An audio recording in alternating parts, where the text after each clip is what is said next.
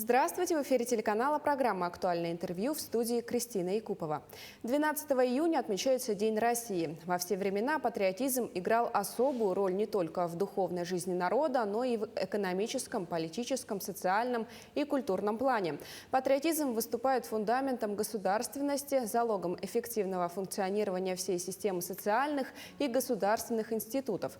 Что такое патриотизм, от чего зависит формирование этого чувства, что необходимо знать молодежи и подрастающему поколению. Об этом интервью с прокурором Ленского района прокуратуры Республики Саха-Якутия Шамилем Нургалеевым. Шамиль Хасанович, здравствуйте. Добрый день, Кристина. Что представляет собой патриотизм и почему он так важен? Патриотизм – это прежде всего эволюционное понятие, и в каждую эпоху оно имело различное социальное и ценностное содержание. В настоящее время патриотизм выступает в качестве нравственного политического принципа, под которым понимается любовь к Отечеству, готовность подчинить свои интересы интересам государства.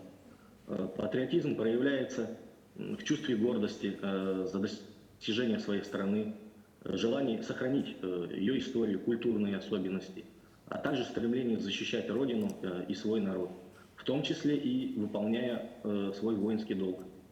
Какие примеры патриотизма нам известны из истории? Говоря о таких понятиях, как Родина, патриотизм, защита Отечества, на ум приходят исторические факты, связанные с Великой Отечественной войной. Тот страшный кровопролитный конфликт, с которым связана и история нашего государства. Победа в Великой Отечественной войне стала примером отваги, мужества и самопожертвования советского народа. Все это было связано с достижением одной единственной цели – победы над фашизмом.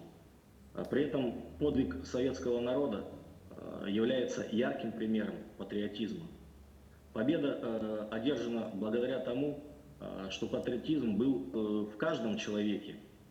На победу работали все, от гражданина, от граждан, организаций, учреждений, правоохранительных органов, надзорных органов. Но помимо сражений на полях битв, огромный аспект в победе явил в себе Нюрнбергский процесс.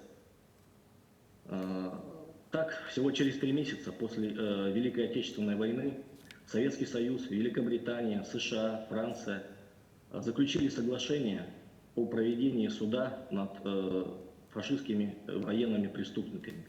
Позже к ним присоединились еще 19 государств. Эта идея вызвала широкий отклик среди населения всего мира. И трибунал стал с полным правом называться судом народа. Какую роль сыграли в этом процессе органы прокуратуры?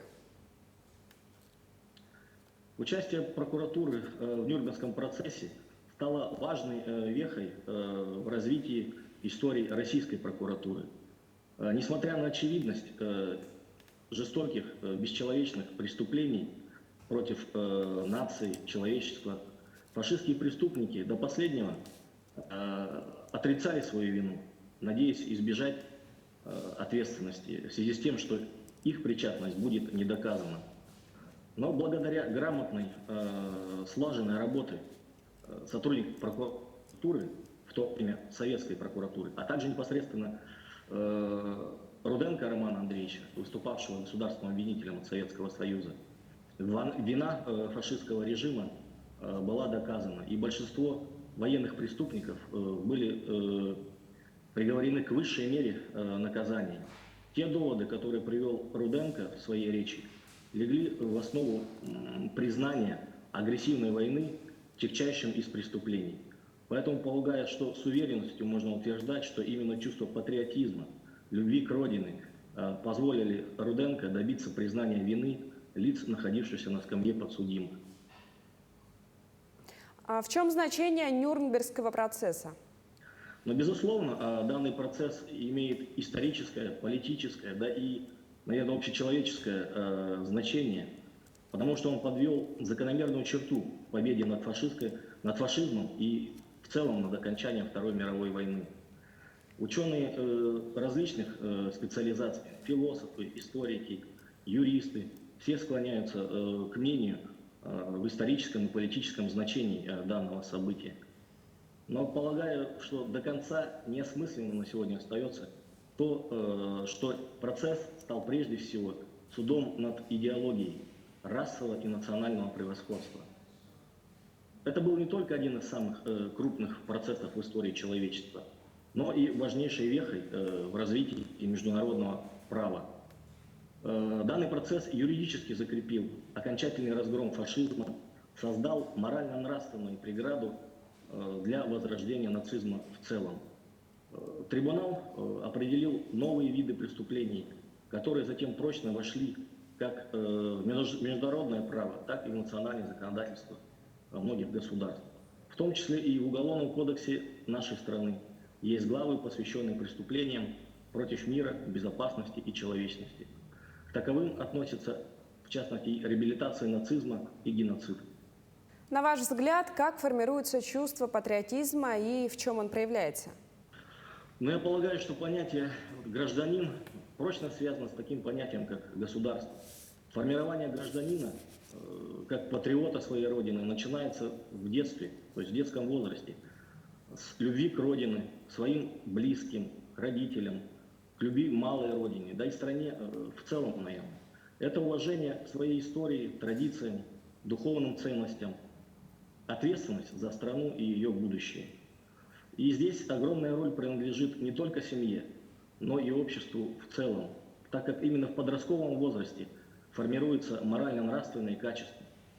В связи с чем концепция патриотического воспитания граждан в Российской Федерации строится именно на формировании у подрастающего поколения активной жизненной позиции. Знания и жизненный опыт должны соединяться с позицией гражданского долга. При этом личные интересы должны быть объединены с интересами общества.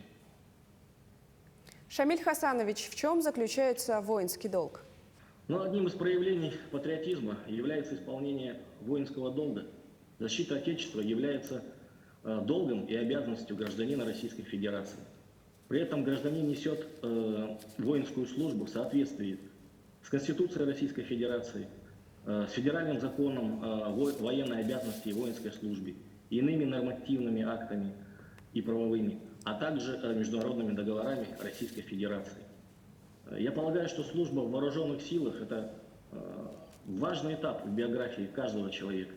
Сейчас в российской армии большое значение придается физической подготовке, дисциплине, умению постоять не только за себя, но и за свою родину в целом.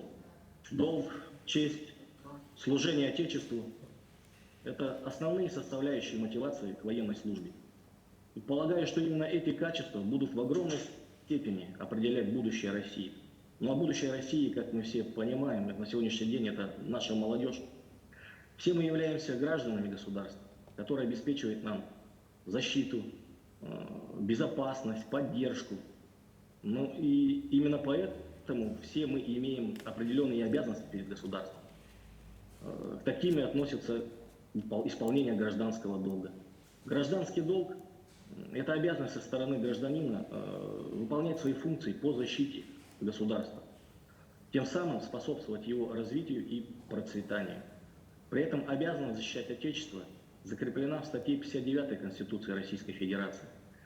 Сейчас, в соответствии с указом президента от 30 марта 2022 года номер 167, по всей стране проходят мероприятия, связанные с организацией призыва в апреле и июле текущего года граждан на военную службу. Наличие обязанностей, все мы должны понимать, в случае их неисполнения влечет и различные виды ответственности. Так, в силу статьи 7 Федерального закона о военной обязанности и воинской службе, граждане, не явившиеся по повестке без уважительных причин, а также в иных случаях, могут привлекаться к ответственности как к уголовной, так и административной. Все зависит от характера, тяжести совершенного правонарушения. Так, статьей 328 Уголовного кодекса предусмотрена ответственность за уклонение от прохождения воинской службы. При этом надо понимать, что общественная опасность данного преступления заключается в неисполнении гражданином своего долга, что само по себе может повлечь в конечном итоге и подрыв обороноспособности страны в целом. При этом, если у призывников имеются основания для освобождения от воинской службы, ну, соответственно, предусмотренные федеральным законом, вышеупомянутым, то, естественно, в данном случае гражданин ответственности не подлежит. За уклонение от призыва Уголовным кодексом на сегодняшний момент предусмотрены наказания как от штрафа в размере 200 тысяч рублей, так и до лишения свободы сроком вплоть до 2 лет. Отдельные нарушения законодательства о призыве на военную службу могут повлечь за собой административную ответственность.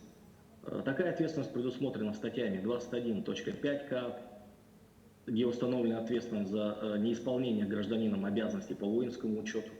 Здесь максимальный штраф наказания может достигать до 500 тысяч рублей. Аналогичная санкция предусмотрена статьей 21.6, устанавливающей ответственность за уклонение от медицинского обследования. Вот такие виды ответственности предусмотрены действующим российским законодательством. Шамиль Хасанович, сегодня празднуется День России. Вы можете поздравить якутян, наших телезрителей, с этим днем.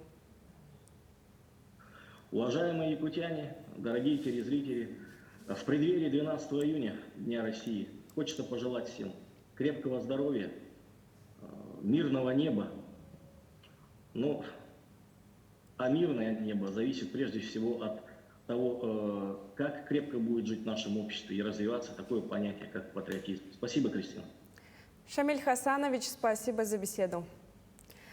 А я напомню, о патриотизме мы поговорили с прокурором Ленского района прокуратуры республики Шамилем Нургалеевым. Оставайтесь на нашем телеканале.